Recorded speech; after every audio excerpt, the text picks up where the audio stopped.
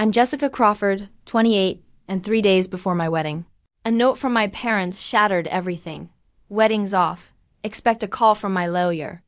We've taken matters into our own hands. My stomach dropped. After years of trying to please my controlling parents while building my own life with Tyler, they'd finally gone too far. The perfect wedding they insisted on funding had become their weapon. I stood in our family home, clutching that note, knowing I wouldn't argue.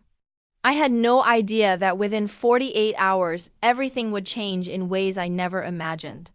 Before I dive in, let me know where you're watching from, and hit like and subscribe if you've ever stood up to family pressure for love. Growing up as Richard and Eleanor Crawford's only child meant a life of both privilege and pressure. Our family wealth spanned 3 generations, with my father running a successful investment firm and my mother managing our social connections in Boston's elite circles. From an early age, my future was mapped out: Ivy League, respectable career, and a marriage to someone from a suitable family background, connections, and bank account. While I attended Brown University as they wished, I developed a passion for interior design, not business or law. After graduation, I surprised them by refusing a position at my father's firm, joining a boutique interior design studio instead. Over 6 years, I became a senior designer with an impressive client list. My parents eventually accepted my career, especially seeing my success, but always viewed it as a temporary diversion before a proper marriage. Their vision for my husband was clear: someone from our social circle, preferably with an MBA from Harvard or Yale, working in finance or law, from a family they could brag about at their country club. That's why Tyler Williams immediately failed their test when I introduced him 2 years ago. I met Tyler at a charity fundraiser for arts education in public schools. I was a donor. He was being recognized for developing an innovative program connecting disadvantaged students with professional artists. The moment he accepted the award, his genuine passion and humility struck me. He spoke from the heart, without notes, about how art had saved him as a teenager and how he wanted to create that opportunity for his students. At the reception, we talked for hours. Tyler grew up in a middle-class family in western Massachusetts, his father a plumber, his mother a nurse. He worked through college on scholarships and loans, eventually earning his master's in education. There was nothing pretentious about him, just authentic warmth, intelligence, and contagious enthusiasm for his work. Our first date was nothing like the formal dinners with boyfriends my parents approved of. Tyler took me to an interactive art exhibit by his students, followed by dinner at a small family-owned restaurant where he knew the owners by name. For the first time, I felt completely comfortable being myself, without censoring my words or behavior to meet someone else's expectations. Over the next few months, our relationship deepened quickly. We shared values about what truly mattered, despite our different backgrounds. 6 months ago, during a weekend trip to Cape Cod, Tyler proposed with a simple but beautiful ring that had belonged to his grandmother. Without hesitation, I said yes. When I called my parents to share the news, their response was lukewarm at best. "That's wonderful, dear," my mother said with an unmistakable pause. "We should all have dinner soon to discuss the plans." That dinner became the first battleground in what would become a war over our wedding. My parents insisted on hosting and paying for an elaborate wedding at the Rosewood Estate, one of New England's most exclusive venues. "It's what the Crawford family does," my father stated, as if reciting natural law. 300 guests minimum. Full orchestra, top caterer. When I suggested a smaller, more intimate ceremony reflecting Tyler and me, they acted as if I'd suggested getting married in a fast food restaurant. "What will people think?" my mother asked, genuinely distressed. The Harringtons' daughter had 600 guests last year. Tyler, wanting peace, suggested a compromise. "It's important to Jessica that you're happy," he told my parents. "Maybe we can find middle ground." Over the following weeks, I found myself in a constant tug-of-war. I won some battles, choosing my own dress and a menu that included comfort food alongside formal dinner, but I lost others. The guest list ballooned 250 people, many of them my parents' business associates and social connections I barely knew. Tyler tried to remain positive, but I could see his discomfort growing. As the budget soared to astronomical figures. "Are you sure this is what you want?" he asked one night after my parents insisted on hiring a celebrity photographer who had shot for Vogue. "I want us to be married," I answered honestly. "And I want my parents' blessing. I'm hoping if I compromise on the wedding, they'll eventually accept you and respect our relationship." Looking back, I was naive to think an extravagant wedding would solve the fundamental issue. My parents didn't believe Tyler was good enough, and no amount of floral arrangements or champagne fountains would change that. As the date approached, what should have been exciting became increasingly stressful. Each planning meeting with my mother turned into a subtle criticism session about Tyler's family or background. "Will his parents know which fork to use?" she asked once, not even attempting to disguise her snobbery. "Perhaps we should print special instruction cards for certain guests." My father was more direct. During a tasting session, he pulled me aside while Tyler chatted with the chef. "It's not too late to reconsider, Jessica," he said in a low voice. "Brandon Whitfield has been asking about you. His family's firm just merged with Goldman Sachs. He would be a much more suitable match." The tension came to a head during dinner at my parents' home 3 months before the wedding. My mother had invited Tyler's parents, ostensibly to get better acquainted. Marian and Robert Williams were warm, genuine people who had raised 3 children on a modest income but had given them a home rich in love and support.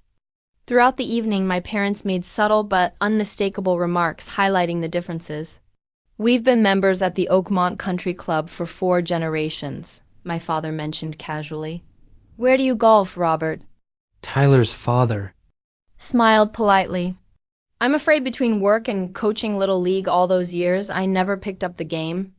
My mother's contribution was equally pointed. "The wedding venue has been featured in Architectural Digest 3 times. We've had our Christmas parties there for years. I imagine it's quite different from the places you typically frequent." I watched Tyler maintain his composure, responding with grace to each thinly veiled insult. His parents, too, remained remarkably dignified, but I could see the hurt in their eyes, and my resentment toward my parents grew with each passing minute.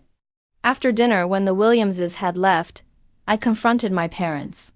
"How could you be so rude? They were nothing but kind, and you treated them like they were beneath you." "We were perfectly civil," my mother replied, genuinely bewildered by my anger. "But surely you see the problem, Jessica. These people aren't from our world. Every interaction will be awkward, every family gathering a strain. Is that really what you want for the next 40 years? "What I want is to marry the man I love and for my family to support me," I replied, my voice shaking. "Tyler is kind, intelligent, and makes me happier than I've ever been. Why isn't that enough for you?" My father's expression hardened. "Because marriage isn't just about feelings, Jessica. It's about building the right alliances, maintaining a certain standard of living. Has Tyler mentioned a prenuptial agreement yet?" "What? No, and we don't need one." "Absolutely unacceptable," my father declared. "No daughter of mine is getting married without proper financial protection. I'll have my lawyers draw up the paperwork tomorrow." That was the line I refused to cross. "No, I won't ask Tyler to sign a prenup. It would suggest I don't trust him, and I do, completely." My parents exchanged loaded glances. "Then we may need to reconsider our involvement in this wedding," my father said coolly. "Fine, I responded, surprising even myself with my firmness. "Tyler and I will pay for the wedding ourselves. We'll scale back and have something we can afford." The threat of me taking control seemed to startle them. After a tense silence, my mother said, "Let's not be hasty. We'll continue as planned. But this discussion isn't over." They reluctantly backed down, but the atmosphere remained frigid. That night, as I vented my frustration to Tyler, he suggested a solution I'd been secretly considering. "We could just elope," he said. "Fly to Hawaii, get married on the beach with just us and a couple of friends as witnesses. No drama, no power struggles." The idea was tempting, but despite everything, they're still my parents. I sighed. "I've always imagined them at my wedding." "I keep hoping they'll come around once they get to know you better. Then we'll do this your way," Tyler assured me. "Just remember, At the end of the day, it's about us building a life together. Everything else is just decoration. We continued with the wedding plans, but I began noticing my parents having hushed conversations that would abruptly stop when I entered the room. Twice I overheard the phrase background check and felt a chill. Are you investigating Tyler? I confronted them one evening. My father looked offended. Don't be ridiculous, Jessica. We're simply making sure all the wedding arrangements are properly vetted. I didn't believe him, but with only weeks until the wedding, I chose to focus on finalizing details rather than fighting another battle I wasn't sure I could win. Looking back, that was my mistake. Believing my parents would respect my choice simply because I'd stood my ground, I underestimated how far they would go to maintain control. 1 week before our wedding, I returned home early for my final dress fitting. The alterations were completed faster than expected, and I was in high spirits, finally feeling the excitement that had been overshadowed by family tension. Walking into my parents' house, where I'd been staying to facilitate last-minute preparations, I heard voices from my father's home office. Thinking it might be the wedding planner, I approached the partially open door. So there's nothing more substantial we can use? I heard my father ask. A voice I didn't recognize replied, the financial issues are mostly student loans. Typical for someone in education? As for the relationship timeline, it's ambiguous enough that it depends how you interpret it. My mother's voice chimed in, but there was definitely overlap. That's what matters. My blood ran cold. I pushed the door open fully. Inside, my parents sat across from a man in a gray suit. Multiple folders were spread across my father's desk, along with photographs I couldn't clearly see. What is this? I demanded, though I already knew. The stranger quickly gathered the materials while my parents exchanged alarmed glances. My father recovered first, dismissing the man with a quick nod. After he left, my father tried to take control of the narrative. Jessica, please understand. We're only looking out for your best interests. As your parents, we needed to be certain about the man you're planning to marry. You hired a private investigator. The betrayal felt physical, like a blow to my chest. How dare you invade Tyler's privacy and mine this way? My mother attempted to justify their actions. Darling, this is standard procedure for families in our position. Your great Aunt Beatrice had a complete dossier compiled on your father before they allowed their engagement to proceed. This isn't the 1950s, Mother, and I'm not asking for your permission to get married. I am an adult making my own choice about my life partner. My father's expression hardened. A choice you may be making without all the relevant information. Tyler Williams is not who you think he is. What are you talking about? For one thing, he's in significant debt, my father stated. I laughed incredulously. You mean his student loans? He's told me all about them. We've discussed our finances openly, which is more than I can say for how you've approached this relationship. It's not just that, my mother interjected. Jessica, he was seeing another woman when you first started dating. The accusation hit me like a bucket of ice water. That's not true. Tyler would have told me. My father pulled a photograph from one of the folders and handed it to me. It showed Tyler with his arm around a blonde woman, both smiling at the camera. This was taken 3 weeks after your first date. Her name is Allison Parker. They dated for almost a year before he met you. I stared at the photo, mind racing to make sense of this new information. Tyler had mentioned an ex-girlfriend named Allison, but he'd said their relationship had ended before we met. There's more, my mother said, her voice gentler now. That they'd landed a blow. They attended her brother's wedding together while you and Tyler were already dating. They showed me more photos, Tyler in a suit at what appeared to be a wedding reception, the same woman by his side. The timestamp showed a date about 3 weeks after Tyler and I had met. I left my parents' house in a daze, the photographs tucked into my purse. Rather than confronting Tyler immediately, I drove around for hours trying to process my feelings. Tyler had always been so honest and straightforward. It seemed impossible he would hide something like this. Yet the evidence seemed clear. That evening, when Tyler came over to my apartment, I placed the photos on the coffee table without saying a word. His face fell as he recognized them. Where did you get these? My parents hired someone to investigate you. I said, my voice surprisingly steady. They showed me these today. You told me you and Allison broke up before you met me. Tyler sat heavily on the couch, running his hands through his hair. Jess, it wasn't like that. Yes, technically Allison and I were still seeing each other when I first met you, but we were already in the process of breaking up. We'd been having problems for months.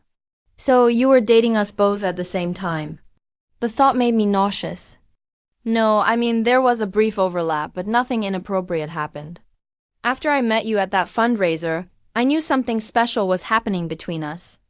I ended things with Allison officially the next week. Then why are you at a wedding? With her 3 weeks after our first date? Tyler looked pained. Her brother was one of my closest friends from college. I'd our SVPD to that wedding months in advance. And Allison and I agreed to attend together as friends to avoid drama at her brother's wedding. I should have told you about it, but it felt like ancient history by the time we got serious. And honestly, I was afraid you'd misinterpret it exactly the way you are now. Part of me wanted to believe him immediately. His explanation made logical sense, and the timeline matched what I knew about the early days of our relationship. We hadn't been exclusive right away. We'd only had 2 dates before the date. On those wedding photos? But another part of me felt deeply hurt that he'd kept this from me. You should have told me, Tyler. Finding out from my parents like this, it makes it seem like you were hiding something worse. I know, he admitted. I made a mistake by not being completely transparent. But Jessica, I promise you there was no cheating, no betrayal. By our 3rd date, Allison and I were completely done, and I was already falling for you. I needed space to think. I believe your explanation, but I'm still upset you weren't honest with me. I think I need some time alone tonight. Tyler looked devastated but nodded. I understand. Just please know that I love you and there's nothing else I've kept from you. Your parents are trying to find any reason to break us up. Please don't let them succeed over something that happened 2 years ago before we were even really together. After Tyler left, I called my friend Amber and asked if I could stay at her place for a day or 2. I needed neutral territory to sort through my feelings away from both Tyler's earnest explanations and my parents' manipulations. Amber welcomed me without judgment. Whatever you decide, I'm here for you, she assured me. Over the next 2 days, my parents called constantly, leaving voicemails urging me to cancel the wedding. It's not too late to back out gracefully, my mother insisted. People will understand. We can issue a statement about mutual differences. I let their calls go to voicemail while I reflected on my relationship with Tyler. In 2 years, he had never given me any reason to doubt his honesty or commitment. He'd been patient with my parents' coldness, supportive of my career, and loving through all our challenges. Was I really going to throw away our future over an unclear situation from the very beginning of our relationship, especially when my parents had gone to such underhanded lengths to expose it? By the 3rd day, I had made my decision. I trusted Tyler. His explanation made sense, and while I wished he'd told me earlier, I understood why he hadn't. Our relationship was built on something real, and I wouldn't let my parents' interference destroy it. 3 days before our wedding, having resolved to move forward with Tyler, I returned to my parents' house to collect the items I needed for the wedding and the honeymoon. I had expected another confrontation, prepared my arguments about trust and forgiveness, but the house was eerily quiet when I arrived. Mom, Dad, I called out, receiving no answer. Their cars were gone from the driveway. On the entry table, propped against a vase of fresh-cut roses from our garden, was a cream-colored envelope with my name in my mother's elegant handwriting. Inside was a single sheet of their personal stationery with a message that stopped. My heart, wedding's off. Expect a call from my lawyer. We've taken matters into our own hands. My first thought was that this must be some extreme scare tactic, my parents' last-ditch effort to make me reconsider.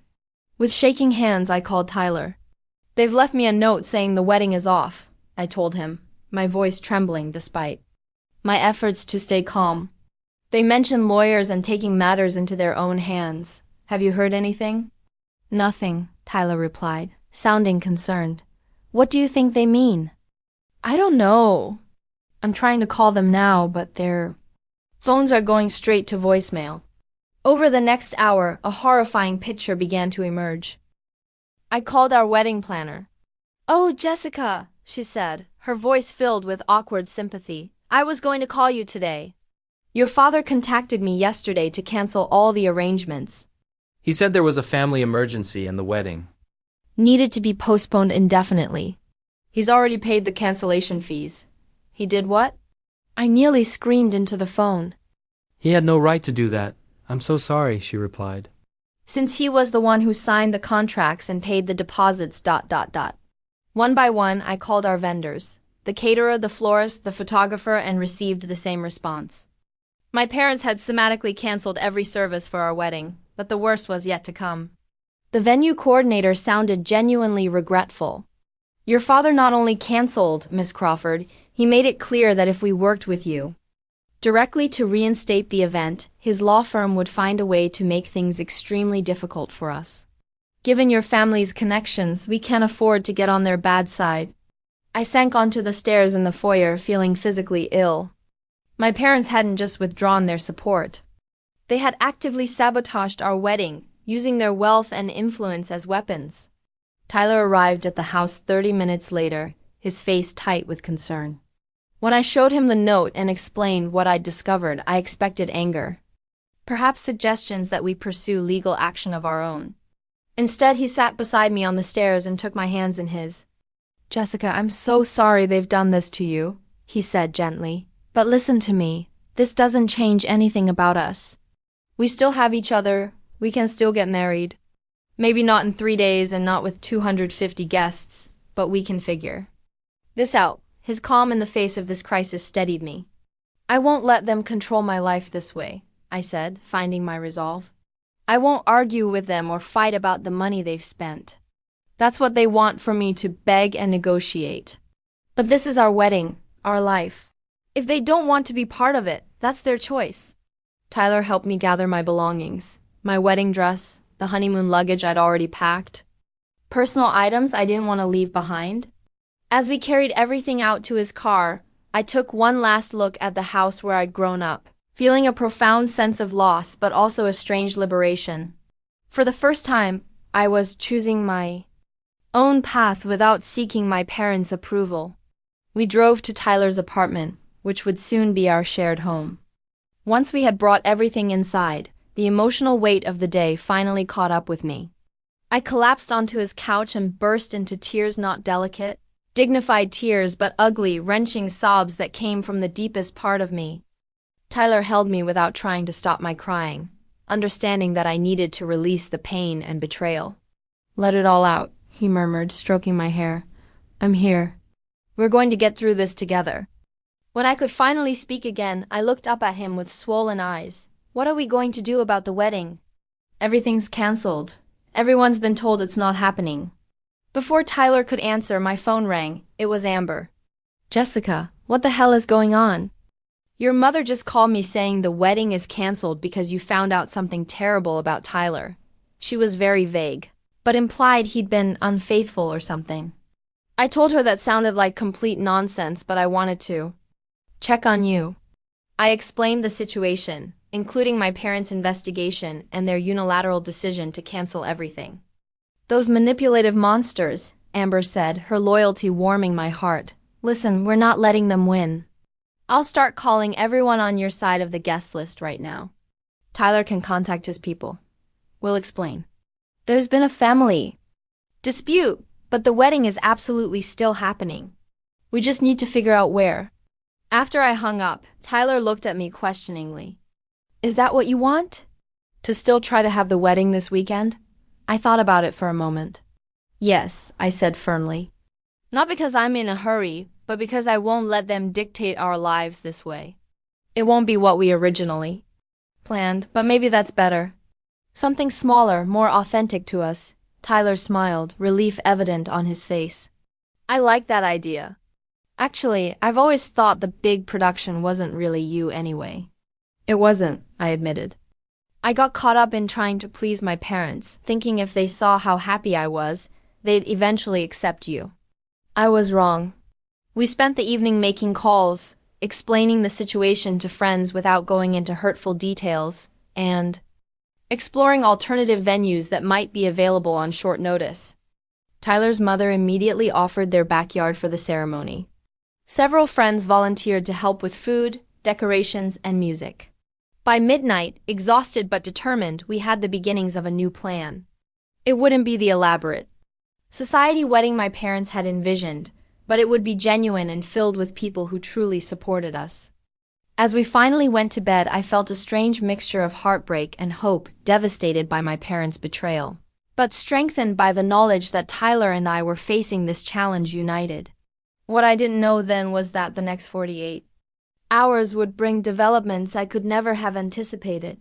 The next morning, just as I was making coffee in Tyler's kitchen, my phone rang with an unfamiliar number.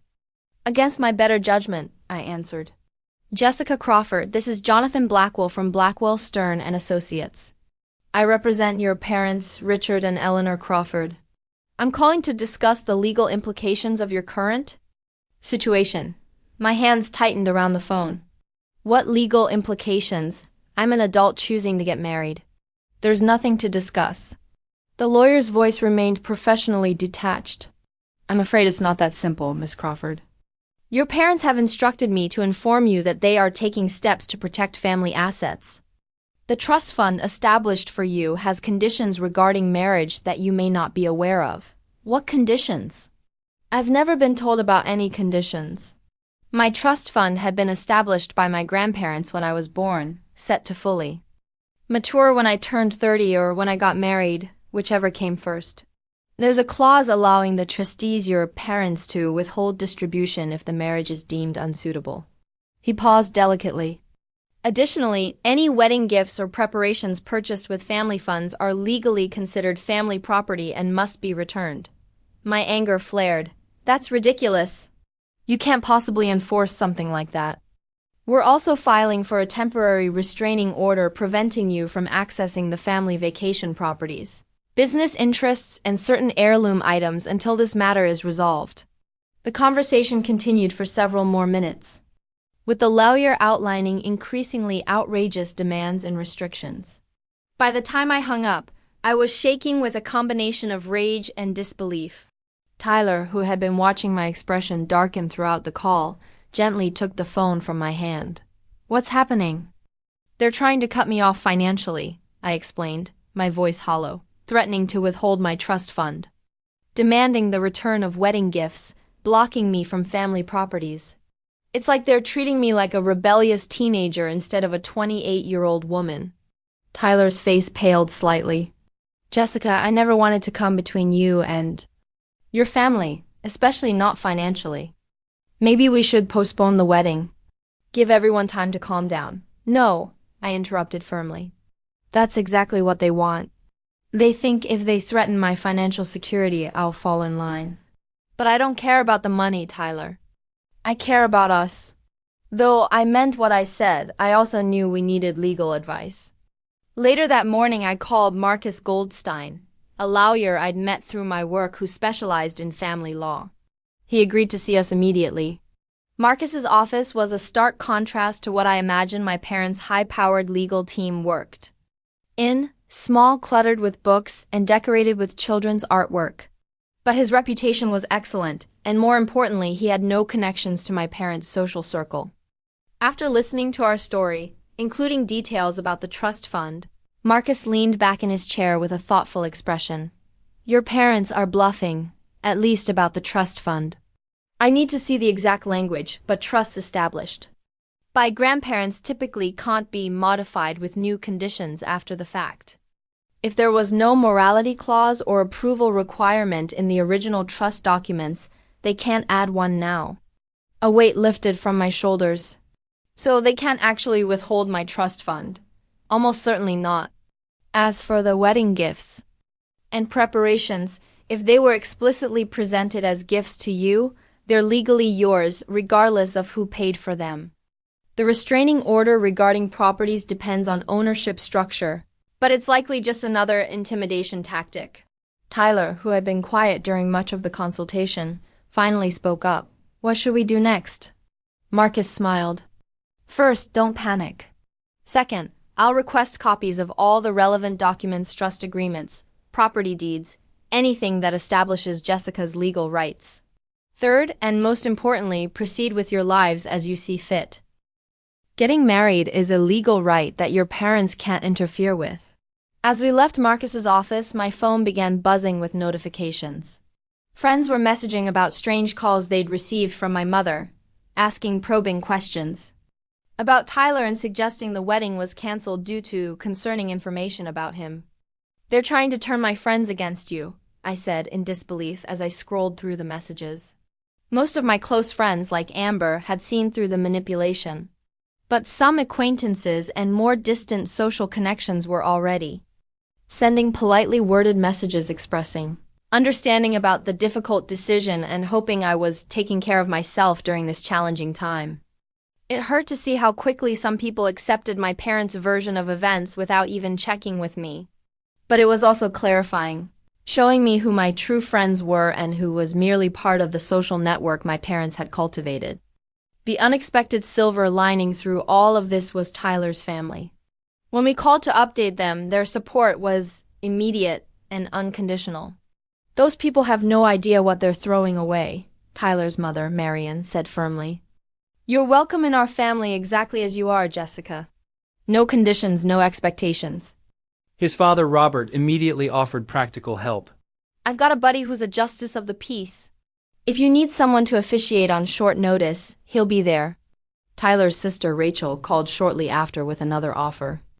"I still have all the decorations from my wedding last year. Lights, table settings, everything. It's yours if you want it." The contrast between my family's rejection and the Williams family's embrace couldn't have been more stark. Tyler's family had limited financial resources compared to mine, but they gave freely of what they had, their time, their connections, their unwavering support. As the day progressed, we continued making alternative arrangements for a smaller wedding. Some vendors, upon hearing our story directly from us, agreed to work with us despite my parents' threats, particularly those who had no previous business connections with my family.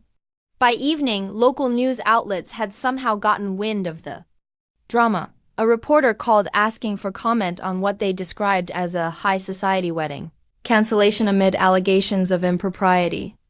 I declined to comment, but the fact that the story had reached the media added another layer of stress. Tyler found me staring at my phone later that night, scrolling through more messages from friends reporting my mother's calls.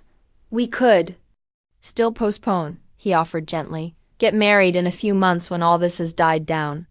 I looked up at him, seeing the concern in his eyes, not for himself, but for me. In that moment, I loved him more than ever for his willingness to put my well-being first. "No," I said, taking his hand.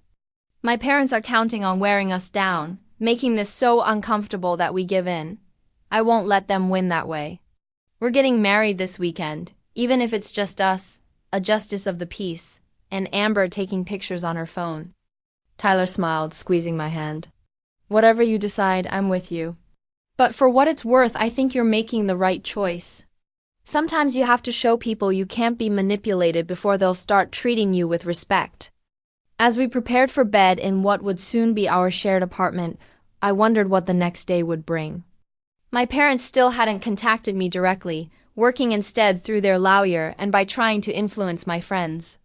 I had no idea what other tactics they might employ or how far they would go to stop this wedding. What I didn't expect was the ally who would emerge the next morning, someone who would completely change the dynamic of this family standoff.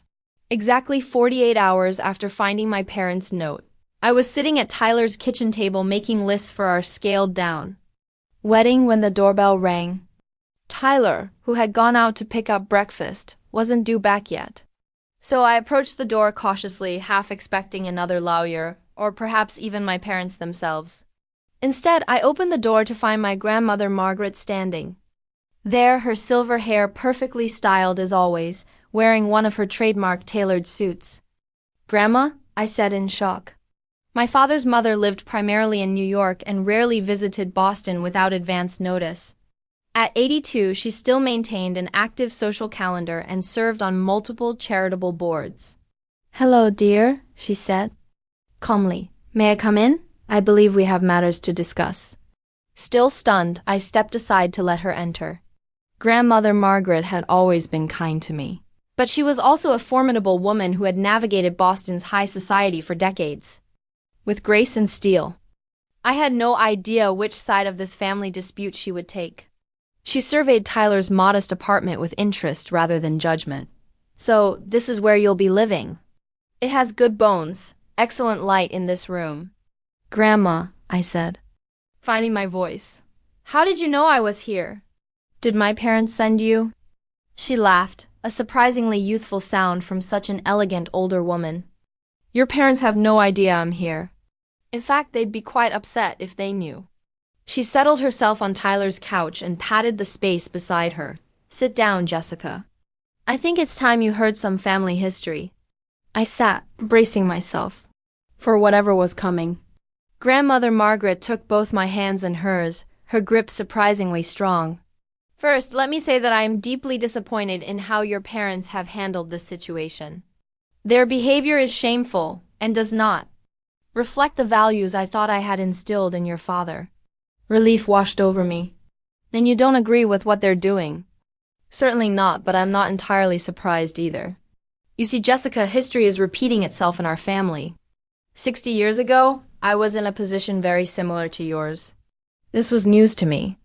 I'd always known my grandparents as the perfect society couple, their marriage apparently arranged from within their social circle. Your grandfather Harrison came from the right family, attended the right schools, and moved in the right circles," Grandmother continued. "But he wasn't my first choice. Before him, I fell in love with a young architect named Daniel. Brilliant, creative, from a middle-class family in Philadelphia." My parents were horrified. "What happened?" I asked, fascinated by this revelation. "My parents did exactly what Richard and Eleanor are doing to you. They threatened to cut me off, canceled my engagement party, and spread rumors about Daniel's character. And she paused, a flash of old regret crossing her face. "I gave in. I broke things off with Daniel and married Harrison 3 months later. Were you unhappy with Grandpa?" I had always seen them as content together. Harrison and I built a good life. We developed respect and affection for each other over time. But I never felt with him what you clearly feel for Tyler. That spark, that sense of true partnership. I don't want you to make the same compromise I did, especially not because of pressure from your parents." She reached into her handbag and pulled out an envelope, "Which brings me to why I'm here. Your parents seem to have forgotten who established that trust fund they're threatening to withhold." I looked at her in confusion. "I thought my grandparents on both sides contributed to it." "Indeed, we did. And while your mother's parents are no longer with us, I am very much alive and still a co-trustee. I've spent the morning with my lawyer, reviewing the documents.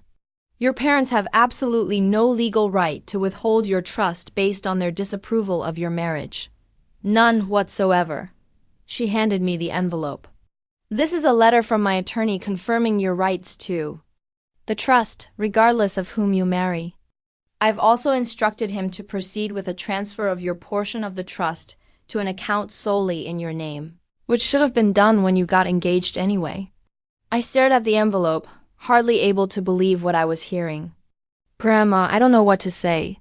"You don't need to say anything, dear. But that's not all I've done this morning." A small, satisfied smile played on her lips. "I've also had some conversations with the management at the Rosewood estate and several of your vendors. It seems my name still carries some weight in this town, particularly with people who appreciate the charitable donations I've made to their children's education funds over the years." The doorbell rang again, and this time it was a courier with an envelope addressed to me. I opened it to find a letter from the Rosewood estate. "Dear Miss Crawford, we are pleased to confirm that your wedding reservation for this Saturday has been reinstated as originally planned. We apologize for any confusion and look forward to hosting your special day. Sincerely, the management." "Grandma," I gasped. "How did you do this?" Her eyes twinkled. "Let's just say I reminded certain people that the Crawford family name doesn't belong exclusively to your parents and that my influence extends to areas they might not have considered. More importantly, I pointed out that bowing to intimidation tactics sets a terrible precedent for any business. Throughout the morning, similar messages arrived from the caterer, the florist, and other vendors, all confirming that our original arrangements had been reinstated. My phone began buzzing with calls from friends who had received new information, clarifying that the wedding was indeed proceeding as planned. When Tyler returned and I introduced him to my grandmother, she studied him with keen eyes before nodding approvingly. "I can see why Jessica chose you. You have integrity in your face, young man." Tyler, who had heard enough about the formidable Margaret Crawford to be slightly nervous, relaxed visibly at her acceptance. "Thank you for supporting us, Mrs. Crawford. It means more than I can say." "Call me Margaret," she replied warmly, "and I haven't done anything extraordinary. I've simply ensured that my granddaughter can make her own choices, as every adult should be allowed to do." Over lunch, grandmother shared more about her own experience and offered wisdom about navigating family conflict. "Your parents are acting from fear," she explained. "Fear that you're rejecting their values, fear of change, fear of losing control. It doesn't excuse their behavior, but understanding it might help you find a path forward eventually." "Do you think they'll ever accept Tyler?" I asked, voicing my deepest concern. "Time will tell. Your parents are stubborn, but they do love you in their way. Once they see they can't control your choices, they'll have to decide whether their pride is worth losing their daughter." As afternoon approached, grandmother prepared to leave. "I've arranged to stay at the Four Seasons until after the wedding," she informed us. "I assume I'm still invited?" "Of course," I said, hugging her tightly. Would you consider walking me down the aisle since my father won't be there?" Tears glistened in her eyes, the first time I'd ever seen my composed grandmother cry. "It will be my greatest honor, Jessica." After she left, Tyler and I sat in stunned silence for several minutes. "I can't believe everything that's happened in the past 2 days," I finally said, "from thinking our wedding was completely ruined to having it all put back together again." Tyler squeezed my hand. "Your grandmother is amazing. Definitely see where you get your strength from, and it's not from your parents." As we resumed wedding preparations with renewed energy, I reflected on the unexpected gift my parents' interference had ultimately given us: clarity about what truly mattered, and who truly supported us. The wedding would proceed with or without my parents, and while their absence would leave a hole in my heart, it would also remind me that I had chosen authenticity over approval, just as my grandmother wished she had done 60 years ago. Saturday morning dawned clear and perfect, the kind of crisp autumn day photographers dream about for outdoor wedding photos. As I prepared in one of the Rosewood Estate's elegant suites, surrounded by Amber and my bridesmaids, there was a surreal quality to the moment. After the emotional roller coaster of the past week, it seemed almost miraculous that we were here, proceeding with our wedding as planned. My parents had maintained their silence, neither responding to the news that the wedding was back on, nor making any further legal threats. Their absence created a bittersweet undercurrent to the day, but I refused to let it overshadow my happiness. "You look absolutely beautiful," Amber said as she helped adjust my veil. I'd chosen a simpler dress than my mother had originally pushed for, an elegant L-line gown with delicate lace detailing, rather than the princess ball gown dripping with crystals that would have better suited my mother's vision. "I feel right," I replied, studying my reflection. "Like I'm truly myself today." A knock at the door revealed my grandmother, resplendent in a silver blue ensemble that complemented her eyes. "It's almost time, dear," she said, her voice steady but her eyes bright with emotion. As the music began and we prepared to walk down the aisle, grandmother took my arm. "Remember," she whispered, "you're not losing a family today, you're expanding one." The ceremony was more moving than I could have imagined. Standing before our guests, a smaller group than originally planned but filled with people who truly cared about us, I felt a certainty I hadn't expected given the chaos of the previous days. Tyler's vows brought tears to my eyes. "Jessica, when we met, I never imagined someone like you would choose someone like me. These past days have tested us in ways neither of us anticipated. But they've only strengthened my certainty that you are the strongest, most determined woman I've ever known." I promise to stand beside you through whatever life brings, to support your dreams as you've supported mine. And to remember always that when we face challenges together, we can overcome anything. My own vows, rewritten the night before, too. Acknowledge our journey came straight from my heart. Tyler, I choose you freely, completely, and without reservation. Recent events have shown me that love isn't about meeting others' expectations or following predetermined paths. It's about recognizing the person who brings out your best self and building a life that reflects your shared values. I promise to remember this lesson through all our years together, to face life's challenges with the same courage and integrity you've shown, and to never take for granted the precious gift of choosing our own path. As we exchanged rings, I glanced at the seats where my parents should have been.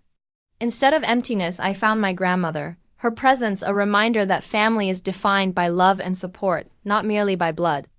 The reception was filled with genuine joy, lacking some of the extravagant touches my mother had planned, but somehow more meaningful for being slightly scaled back. Tyler's family mingled easily with my friends, creating new connections that felt natural and unforced. During the toasts, my grandmother rose to speak, commanding the room's attention without raising her voice. Marriage, she began, is not merely a social arrangement or an economic partnership, though many in our circles have treated it as such for generations. True marriage is a covenant between two people who see in each other not what society values, but what genuinely matters: character, compassion, and commitment. Jessica and Tyler have demonstrated all three qualities, not just in their relationship with each other, but in how they've handled the obstacles placed in their path. May their union remind us all that the most valuable family traditions are not those that restrict us to narrow paths, but those that give us the courage to forge our own. Her words seemed to hang in the air, a gentle rebuke to the values my parents had prioritized, and a blessing on the new family Tyler and I were creating. As the evening progressed, I received an unexpected message, a formal note delivered by a courier.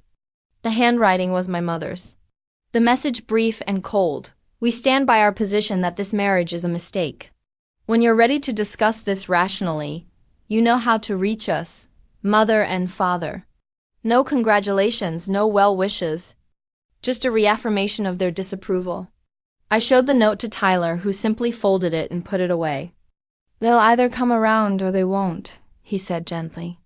"Either way, we'll be okay." In that moment, surrounded by people who genuinely celebrated our happiness, my parents' absence hurt less than I might have expected. Their rejection was their choice, and for the first time, I fully accepted that I couldn't control their reactions, only my own. The weeks following our wedding brought both challenges and unexpected developments. True to her word, my grandmother ensured my trust. Fund was transferred to accounts in my name alone. Tyler and I moved forward with our lives, settling into our apartment and returning to our respective careers. About a month after the wedding, I received a text from my father, the first direct communication since the note. "Your mother and I would like to meet for lunch next week, just to talk."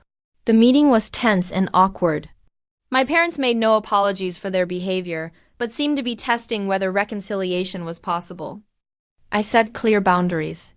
"I love you both, but I will not tolerate any disrespect toward Tyler or his family. If you want to be part of our lives, you need to accept my choice of husband." My father, ever the businessman, seemed to approach the situation as a negotiation. "We may not agree with your decision, Jessica, but we recognize it's been made. Perhaps we can find a workable arrangement." It wasn't the warm embrace of Tyler I'd hoped for, but it was a start. Over the following months, our relationship slowly began to thaw. My parents made stilted efforts to be civil to Tyler, who responded with more grace than they deserved. The first dinner with both families was an exercise in polite restraint, with my grandmother acting as a buffer between the still disapproving Crawfords and the understandably wary Williams family. The true turning point came 6 months after our wedding. Tyler's art program received a prestigious grant, and his work was featured in a national education magazine. My father, reading the article, made his first genuinely positive comment. "About my husband, he seems quite dedicated to his students." "That's admirable. It was a small acknowledgement, but it represented a shift in perspective, the beginning of seeing Tyler as a person of value rather than an unsuitable match. Building a healthy relationship with my parents remains a work in progress.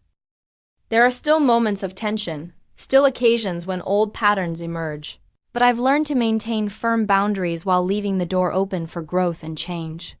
The experience transformed me in ways I never expected. The people pleaser who had tried for years to balance her own desires with her parents' expectations was replaced by a woman who understood her own worth and the importance of making choices based on authentic values rather than external approval. My relationship with Tyler deepened through the crisis we weathered together. Facing such significant opposition before we even married gave us confidence that we could handle whatever challenges life might bring. His steadfast support through the conflict showed me the true meaning of partnership in ways theoretical discussions never could. Perhaps most surprisingly, I developed a new appreciation for family legacy, not the superficial version my parents had tried to enforce, but the deeper values my grandmother embodied: courage, integrity, and the wisdom to recognize what truly matters in life. As I reflect on our journey, I'm grateful for the crisis that nearly derailed our wedding. Without that challenge, I might never have discovered my own strength or fully appreciated the genuine support system we had built. I might have continued seeking my parents' approval rather than finding my own path. The note my parents left me, "Wedding's off. Expect a call from my lawyer," was intended to control and manipulate. Instead, it became the catalyst for my liberation from patterns that had constrained me for years. Those 48 hours between finding the note and my grandmother's intervention were among the most painful of my life, but they led to a clarity and confidence I might otherwise never have found. To anyone facing similar family pressures or trying to balance personal authenticity with family expectations, I would say this: stand firm for what matters most to you. The path may be difficult, the conflict painful, but the freedom to build a life based on your true values is worth every moment of struggle. Thank you for listening to my story. I'd love to know if you've ever had to stand up to family pressure for someone or something you believed in. How did you handle it? And what did you learn from the experience? Please share your thoughts in the comments below. And if this story resonated with you, hit that like button and subscribe to hear more real-life experiences. Remember, sometimes the most painful notes can lead to the most beautiful symphonies. You just have to be brave enough to play your own music.